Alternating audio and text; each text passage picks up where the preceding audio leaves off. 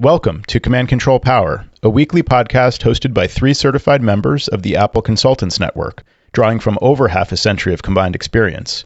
We talk shop, interview vendors and colleagues, and share what we've learned while operating our technology consulting practices. This is Joe Saponari of SciMac, and my 2 co-hosts are Jerry Zigman of MacWorks and Sam Valencia of the HCS Technology Group. For the freshest content, a peek behind the scenes, and more candid conversation about running our businesses, dealing with clients, fixing tough technical issues, and everything else you love about Command Control Power, we invite you to join us on Patreon so you don't miss any of this great content. Go to commandcontrolpower.com and click support. Pledge monthly, and you can instantly subscribe to the patron-only shows right in your favorite podcast app. Once again, to join us on Patreon and get the latest patron-only episodes, visit commandcontrolpower.com and click support. We hope to see you there, and thanks for listening.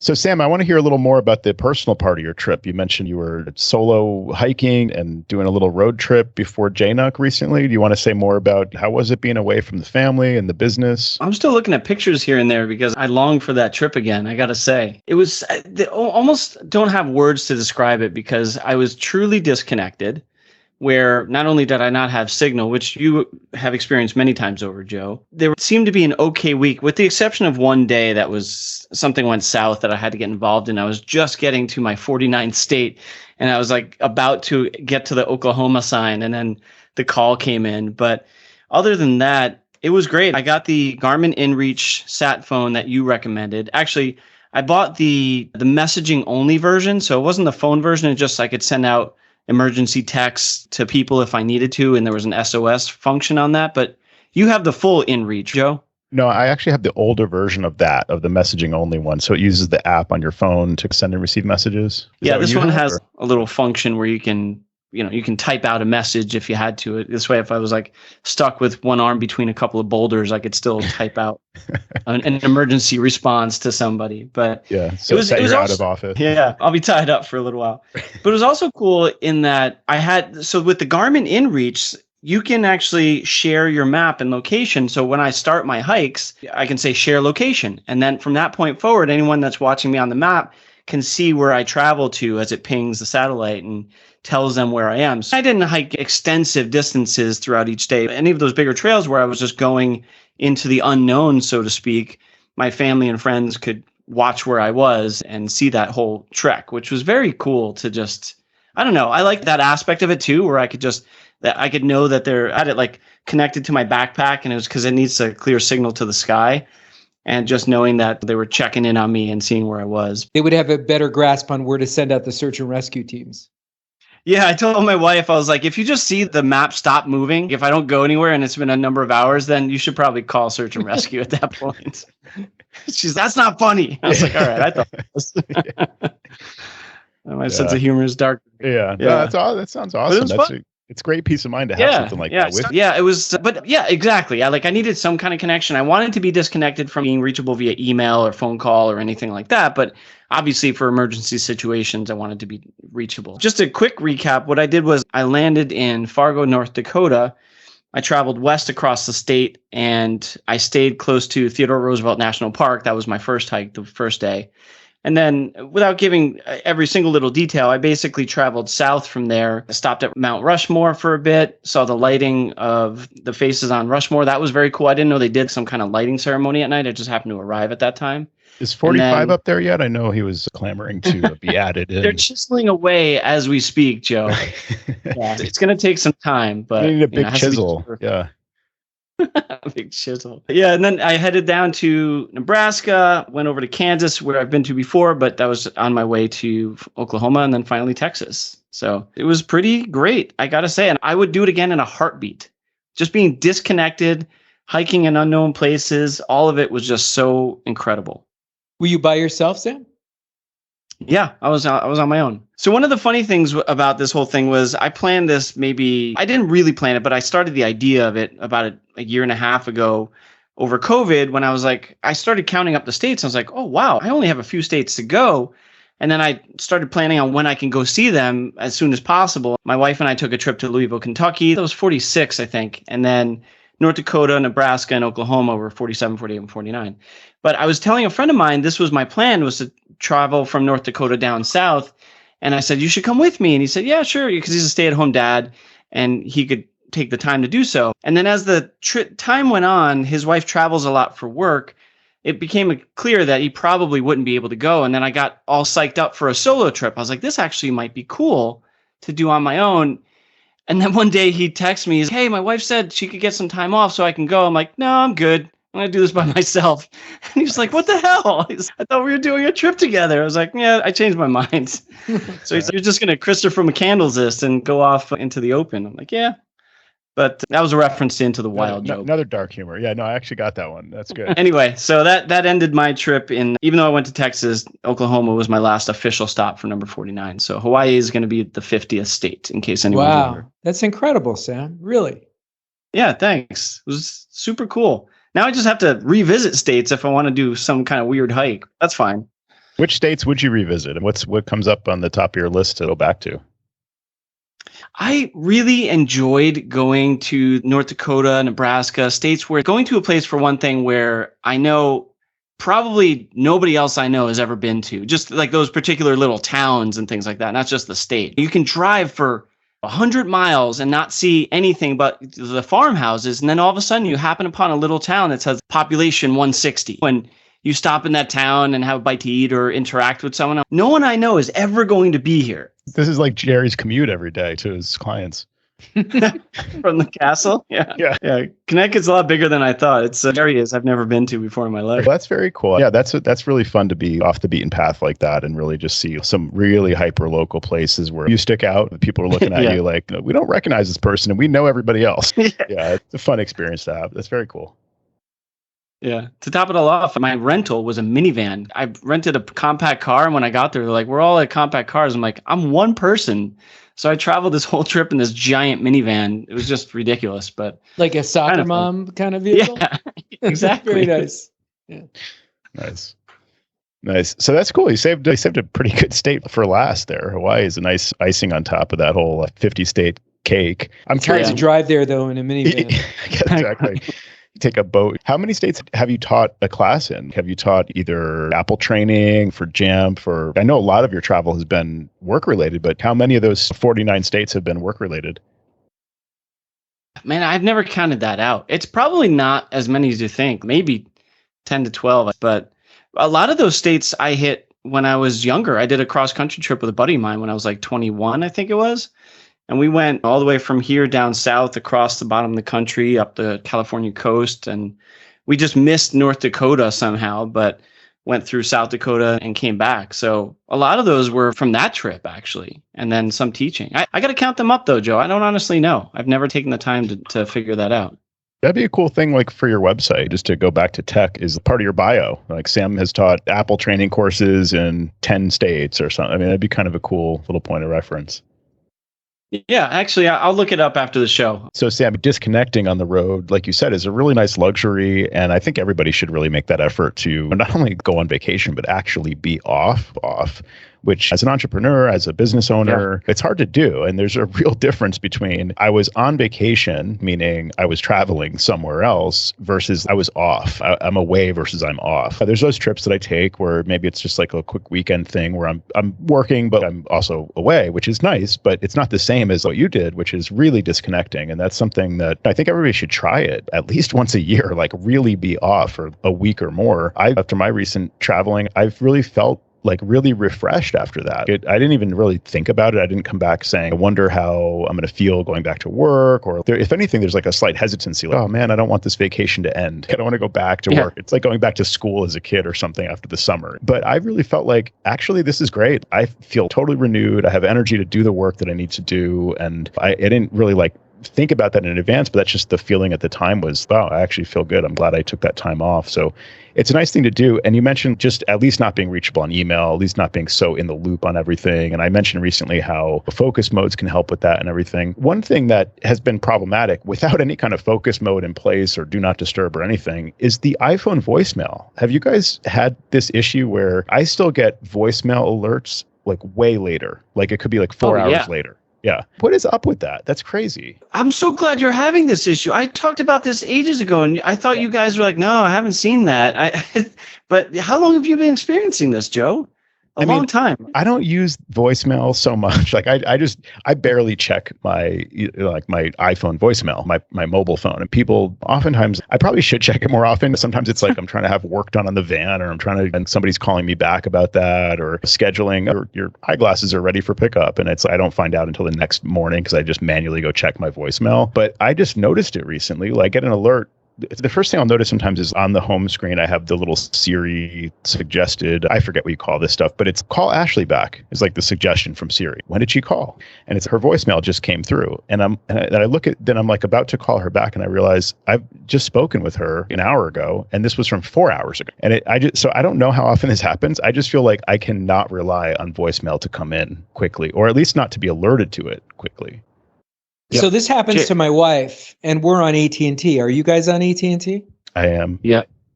So maybe it's an AT&T thing. Yeah, could be. Yeah, I haven't worried too much about it. It just seems it is what it is. You guys just have old voicemails in there. I go through once in a while and clean it up. I'm like, oh yeah, I would talk to that guy. This is from 2 years ago. I'll just delete that. Maybe it's correlated to just having more than a few voicemails in the list. I don't know. Not me, man. I have none. Yeah. I clean them up. By the way, speaking of that, do you have your spouse or your significant other get angry at you when this happens? Like it's your fault? You're the tech guy, fix it. Right. But somehow it's my problem. It becomes my problem and I can't fix it. I don't know. It's not happening to me. And they're angrier. That's the worst thing you could say. That is the worst. Yeah. No, that is tough. This comes up sometimes. I was hanging out with some friends last weekend, and my friend was saying, it's telling me that I left my MacBook Air. It's left behind, right? They'll get those left behind alerts about your devices. It's right in the car, right outside. And I'm trying to provide some guidance. So you can go in here and trust this location and this and that. It's tough to give support to friends and family, I find. I guess also it's just the context. Like I wasn't working. I was just hanging out. So I'm trying to give some basic advice. I feel like I don't know the answers to the issues that common people have, that friends and family oftentimes. I'm at a loss a lot of the time. Because some of them are a lot simpler than what the average client will ask you. And the client will ask something and it'll be pretty specific, but it'll be not, like you say, a general run-of-the-mill problem. I'm like you. Tend to have less solutions for the general run-of-the-mill problems. Right.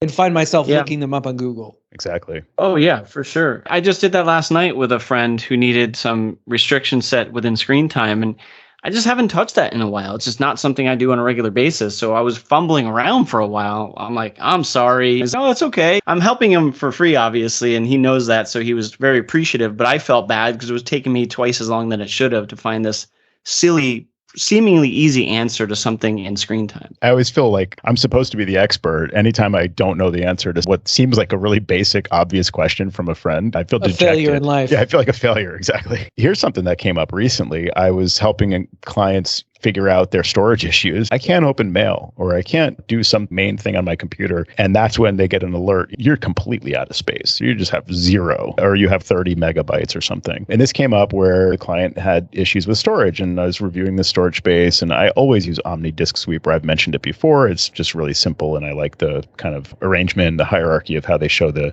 space used. And I immediately saw the library had a ton of data in it, and drilled down further, and it's the logs folder, and it's the mail log, the mail app log. And so then I knew right away what the issue was. So this is a little PSA to check your connection doctor. In Mail, you have a connection doctor window, and you can go into the window menu in Mail, connection doctor, and just make sure that the log connection activity option is not enabled, because for some reason, like when you're calling Apple to get some troubleshooting help, or I don't know how they found their way to this setting through searching on Google or something like that, and just turned on log connection activity. So now every time an email is received in any of your accounts, could be junk, could be whatever, it logs that, and it logs every time it pings the server to check for mail and whatever. It's like it's logging everything. And so in this case, the connection log was using 200 gigabytes on the disk, and I think the person had like probably 256 or something like that, or 512. The largest thing on the entire system was this mail connection log. So it had probably been enabled for years. So yeah, just a little random tip that has come up in the past and just again recently. So still an issue, I guess. I'm assuming then that it doesn't roll those logs over if they're 200 gigs large. Exactly. Jeez, man. Apparently not. It was one file, one single file. I'm going to delete this. I don't think we need to know what happened with your email 3 years ago. I've definitely seen that myself too, where all of a sudden his Mac is choked and you find this gigantic file. How do you normally identify that? Is that one of your go-to places, or do you have to run something like Grand Perspective or Omni Disk Sweeper to pinpoint it? Yeah, my starting point is typically Omni Disk Sweeper, and then I know there's some in my head of things I can check, like the iOS device backups. And a lot of times you go in that mobile, what is it called? Mobile Sync or something, and they're like the backups folder, and it's a local backups, and then they're dated like 2015, and they're 20 gigabytes or more sometimes. So there's those usual kind of known suspect locations. I don't typically discover this one. So I'm glad Omni Disk Sweeper brought this to my attention in this case, because I don't typically check it. It's not one of the most common issues, but I've seen it a handful of times over the years. But yeah, Omni Disk Sweeper is a good starting point. I just recommend downloading it. I don't even copy it to the computer, especially if they're running low on space. I just leave it on the disk image. And then I go into privacy and give it full disk access, and then I relaunch it. That's necessary to really see everything. But it does a pretty good job of finding all this stuff. Usually it's movies and TV shows. Sometimes it's just like downloads. It'll show, okay, you've got like a few copies of the Microsoft Office installer from 3 years ago. Let's delete those. And a lot of that stuff can be done with the built-in system. So you can go into About This Mac, storage, manage. I'm sure everybody knows about this. And then it will give you recommendations. And sometimes it will be like to like empty your trash, delete your downloads. It'll recap all that stuff. And it does make it like relatively easy for a person to do this on their own. But I just like the Omni Disk Sweeper presentation of all of the files in all locations. Omni Disk Sweeper is indeed handy. It's free. If you don't know about it, it's made by the Omni Group, great software developers for Mac. So you can run from the command line. You could give a command, we'll put it in the show notes, to run Omni Disk Sweeper as root. And so even though you've given it full disk access, I'm not sure it picks up everything, but if you run it as root, you get to see everything. So I do that, although sometimes if I'm in a client's site, Grand Perspective works for me as well. And I like that because it's visual and you can just identify things really quick. I don't know if it's any faster running than Omni Disk Sweeper, but the visual thing just allows me to like just mouse over items and kind of go through a little bit quicker than I can with Omni Disk. It just all depends on how your brain works, I think. Yeah, that's a good point. And that's a good tip about, running it as root to really see probably more stuff. I'll try that next time. I've seen this issue with the space other, and speaking of stuff that we can't explain to friends and family, it's like I feel like I should have an answer for that issue where it's I'm using this for photos and this for movies and whatever, and that's all to be expected. But then what's this other when it's 50 gigs? Or if you go into the About This Mac storage manage, it'll just say system data. And again, it could be like 50 gigs or something. And I think inside of that, it could be a lot of different things. Like it could be local time machine backups when your drive's not connected and it's still making a local backup. And it could be, I think other users can't necessarily be seen. Yeah, it can't be seen if you give Omni Disk Sweeper full disk access. As one user, you can't see into the other user accounts on the system. System data can be a lot of different things like that. And I don't have an answer for it, but I'm curious if like I run Omni Disk Sweeper as root, then maybe I'll get better information about some of those weird issues where there's just a lot of extra stuff that I can't account for. Jerry's texting me about. So Jerry's sending us a snippet here. The label other is applied by the system to files that don't fit squarely into those types, such as installer packages, cache files, old time machine backups, app extensions, temporary files, and the like. Is this your writing, Jerry? Is this you wrote this up? No, I can't take credit for this. This doesn't sound like Jerry speak to me. Most are those that you don't need anymore, but they've got to be stored somewhere, so they get dumped into the other category. Yeah, so and it's good to have a snippet like that, but I want to be able to deal with it in some way. Okay, I don't need those old time machine backups, or if it's installer packages or cache files, let's empty the cache. So I think, running as root probably will give us more information. And of course, in Disk Utility, you can review your snapshots and your backups that are sitting on your Mac, and you could purge them from the disk if you want to. So that's a new feature in Disk Utility. Nice. Yeah, speaking of snapshots, I had this come up recently with a clone where we don't use a lot of clones anymore, but we have some clients where either it's been in place for a while and we're just keeping it status quo, or there's status clone, you mean? Status clone. Clone wars are over, Joe. maybe they are just want that extra belt and suspenders and whatever other thing holds up your pants. They want that extra coverage from a clone.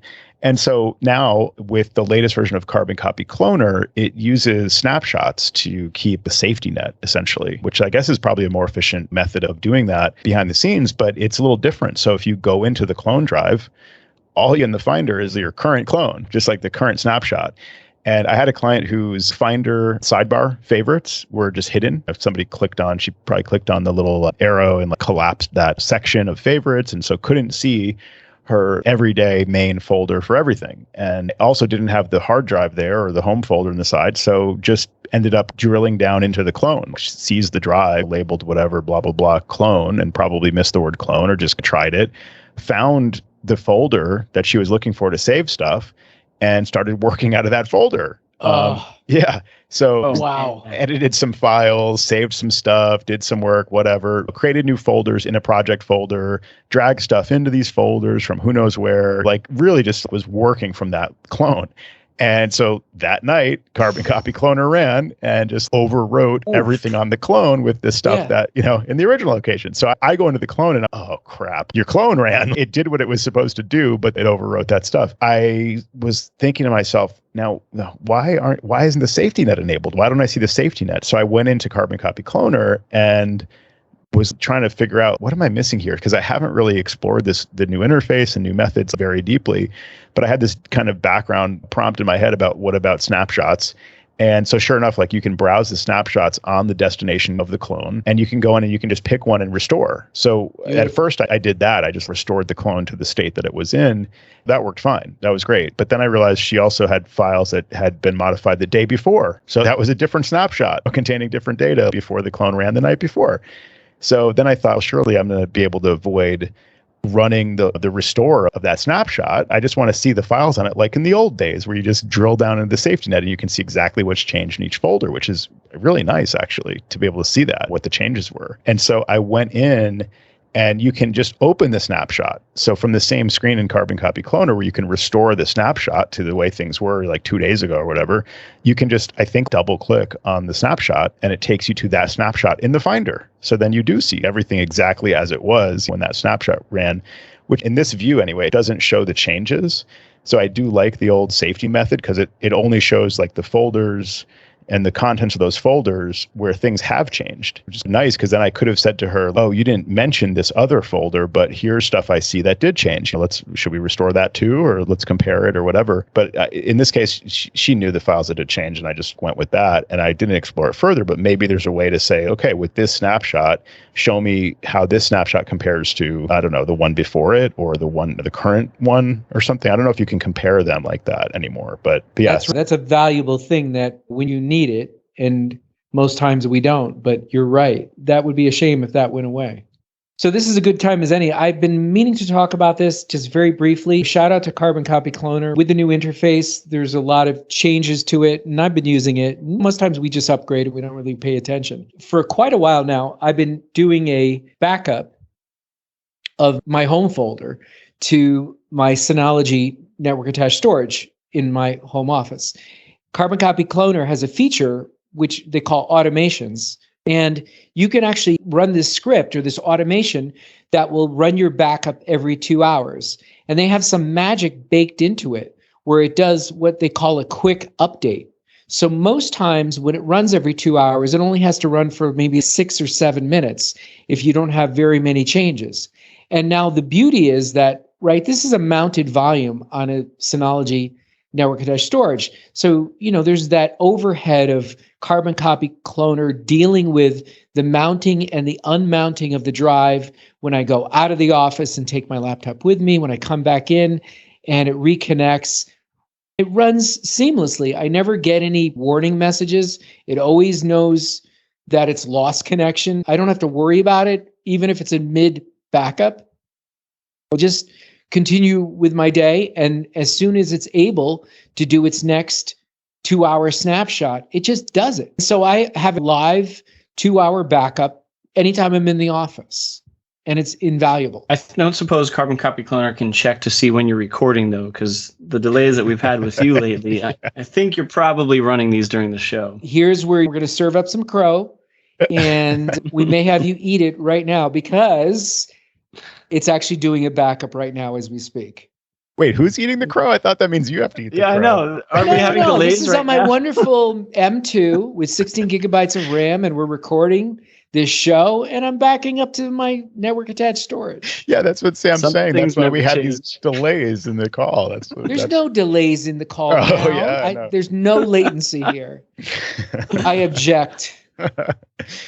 No crow on this end. That's all. How dare you? Yeah, that's pretty cool. I bet Carbon Copy Cloner, I know it can run like pre-flight script and stuff. You could even have it connect over the VPN to your home office and mount the thing and run it.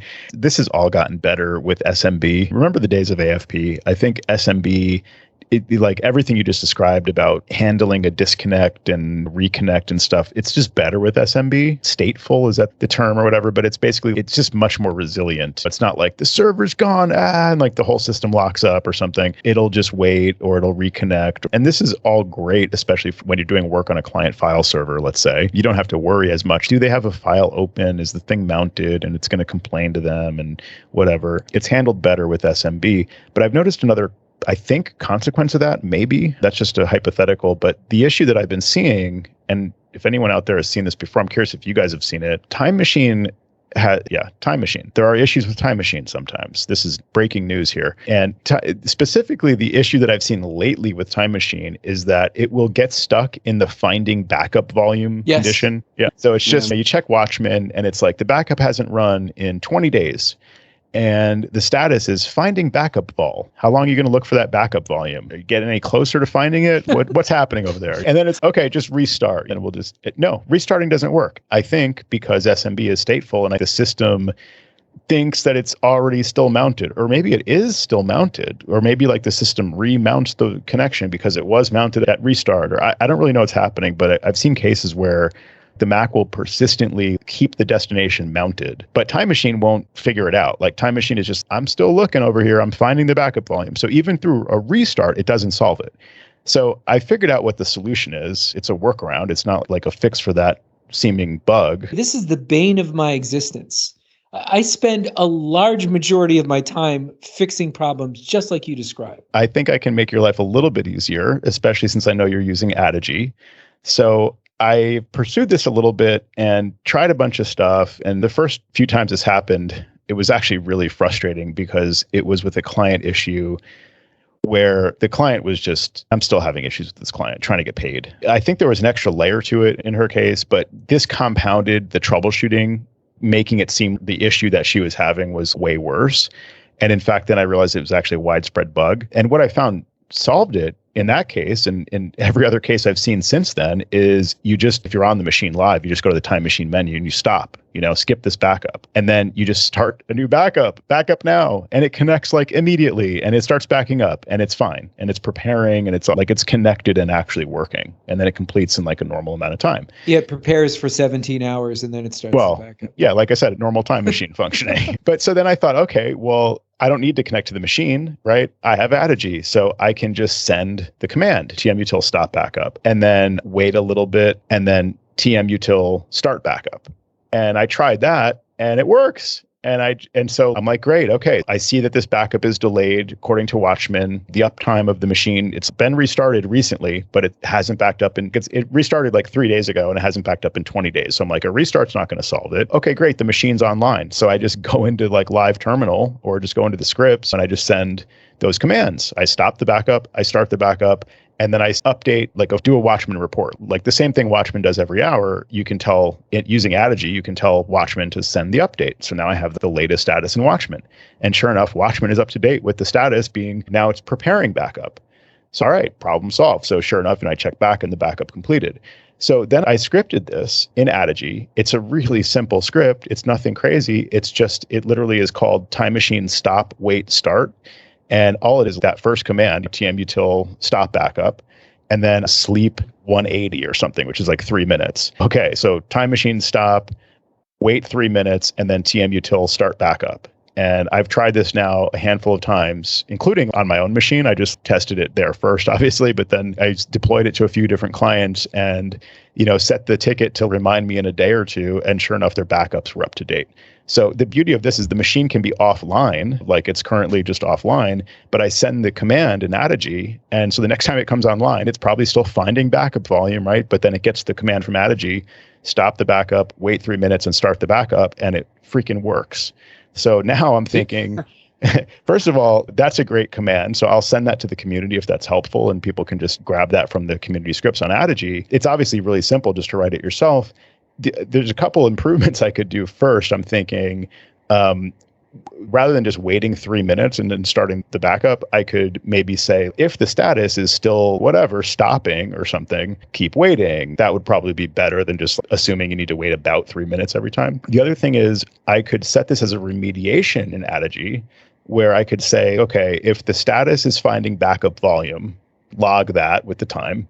And then on the next check-in, if the status is still finding backup volume and it's been whatever amount of time and the status hasn't changed, and the backup is delayed by more than whatever number of days. So this gets a little bit more involved, a little bit above my scripting ability, but I could maybe figure that out. Then it would automatically just run this remediation, stop the backup, wait, start the backup, and fix the thing before it even alerts. That's impressive. I was going to ask you about how you find the computers in question, or if you just blanket send that out and it can correct an issue. Or would you consider putting something like that in self-service too, where a user can just, hey, I'm having issues. Oh, click this button in self-service to take care of it for you? That's a neat idea too. I love self-service. I haven't really leveraged it that much, but it's perfect, because they do allow running a script now, which is like a really nice feature, just to go in and click run, and then it just runs the script. So it's like a self-remediation thing. I think it would be more effective to just have it run automatically if the machine is in this state where it's just looking forever for the backup. I think it would be something like I said, if the status is finding backup volume and it's in that status continuously for longer than a certain amount of time, and the backup is delayed, then just run the remediation. And I'm sure I could write that up. I need to hire you to just come over here and run my Addigy for me. Puppet master.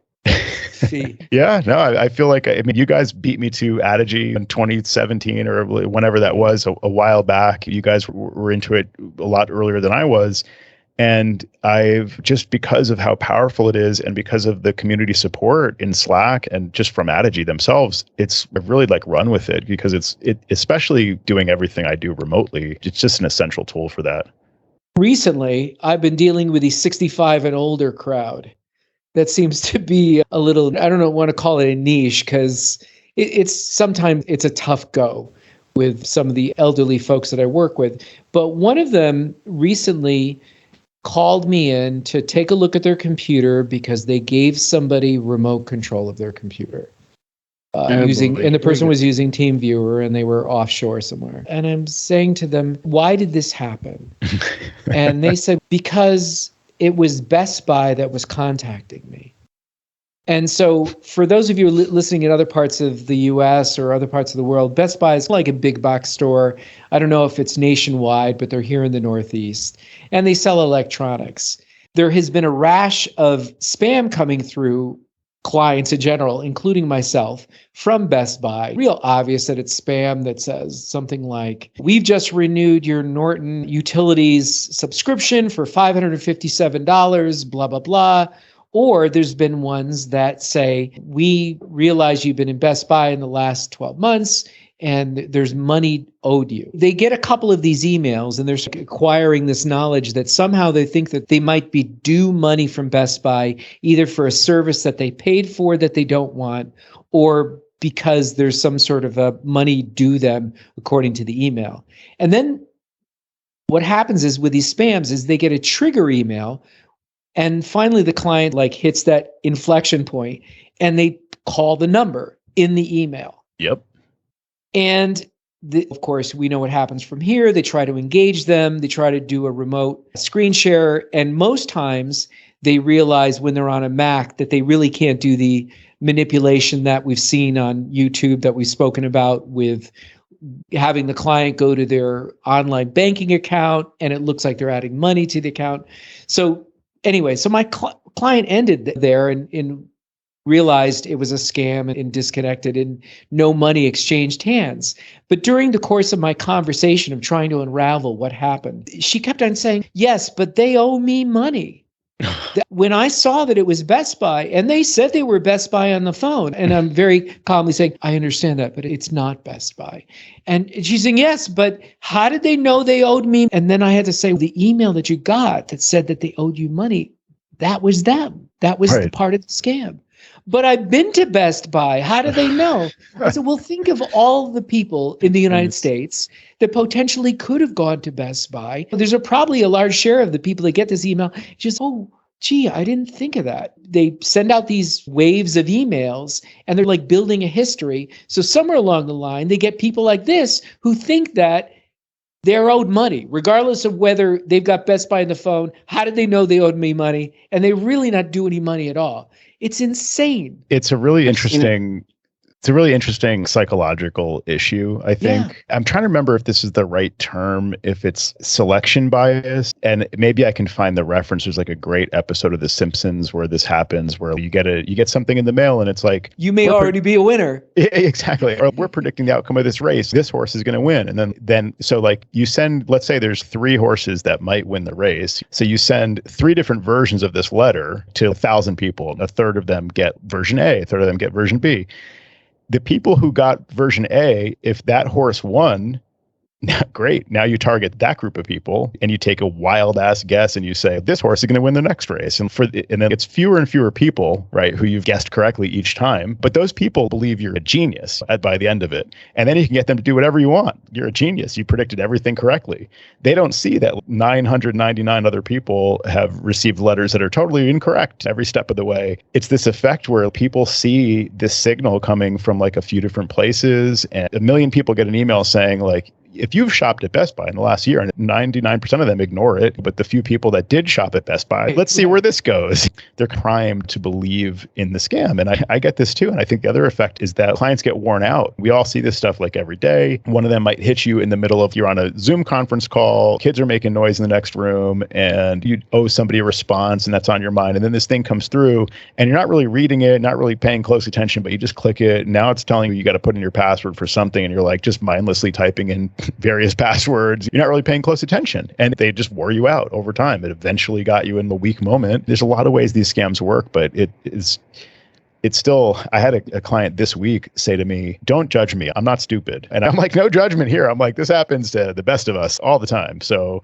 it's not about, hey, you idiot, you fell for this. It's, I just need to understand what the circumstances were, what was done, what happened, did somebody connect, what information did you give them? Then we can assess the situation. It's not about me judging you. What, really? You're judging a little bit. Yeah, I'm judging a little bit, but I'm not going to let that on to the client. Yeah, I think with that, we've all seen it, right? And I've seen it a number of times. I've even dealt with it personally. It's just, I'm to the point where I don't believe anything in just in general, my disposition is to immediately think something is false. So I am on the entire opposite end of the spectrum. So my son's 13 and he's watching YouTube and stuff like that. He's, Dad, did you know you could, and he comes up with these like things that you can make a waffle iron with 2 spatulas and some electrical tape. I'm like, that is bullshit, kid. I'm like, you can't believe all this stuff on YouTube.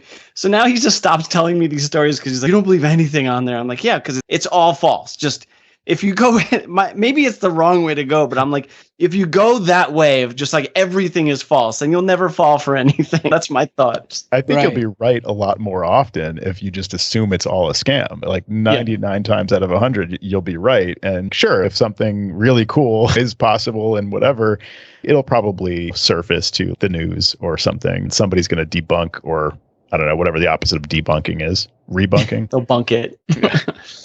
Yeah, but then you'll miss your window, Joe. If you wait for everyone to know. Don't miss this opportunity.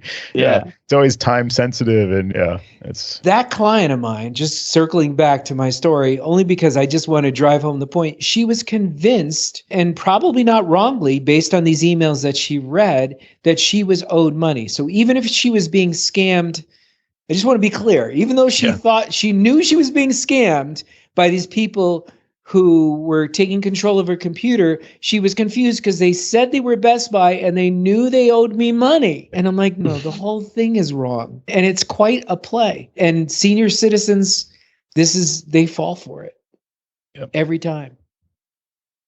I tell them, call me. If you get anything that shows up on your computer, don't call the number. Don't do that. Call me first. I won't charge you. Some of the scams are a little more convincing, but a lot of them are just so obvious. It's like your Norton subscription is due for renewal, and it's just some crazy address at gmail.com. And the formatting looks like absolute shit. Really? I'm glad you asked me, but did you really need me to confirm that this is like a total scam? These scams are bad. They're not even good. And I've always said, I'm just worried for the day when they get better and the formatting gets like really professional looking, and they do use an address that kind of looks like Norton.com or something. They somehow make it look, it's not just some Gmail address. Like, why would someone from Norton or whatever like email you from a Gmail address? They still fall for it. Working from home, Joe. But exactly. All it takes is like somebody to just get a little better at doing the scam. But I was thinking the other day, like, is it maybe what's protecting us is the fact that if it looks too slick, then it, like, in other words, if they don't have these like spaces between random letters and dots in the price that shouldn't be there, and we're just weird stuff, or like the price instead of zeros, it's O's or something. That's all stuff to obviously obfuscate what the scam is. So like the scam filters are trying to filter that out by like saying, if this says Norton in the correct formatting for their brand name and has a price in it and this and that, then that's probably a scam if it doesn't come from Norton.com. But if it comes from a Gmail address and it's just like this horribly formatted thing that a spam filter can't even really parse, those are the ones that are slipping through. Maybe there is a little bit of hope that they're not going to get that much better. But even the ones that are horrendously bad and just it look like they should be obvious that they're a scam, even those are tricking people. So it's just sad. It's so unfortunate. We need a scam filter. Yeah, I made up a website one day to just forward all your scams here, and it's going to reply back and say, this is a scam. It could probably just reply every time, this is a scam, because again, right. 99 times out of 100. But yeah, this is a scam. This is basically the MVP, the minimum viable product of this thing is just like reply to every email, this is a scam. And like in the future, we'll actually build it out to really check to see if it's a scam, but that doesn't even need to be there on day one. It could just literally reply to everybody that it's a scam.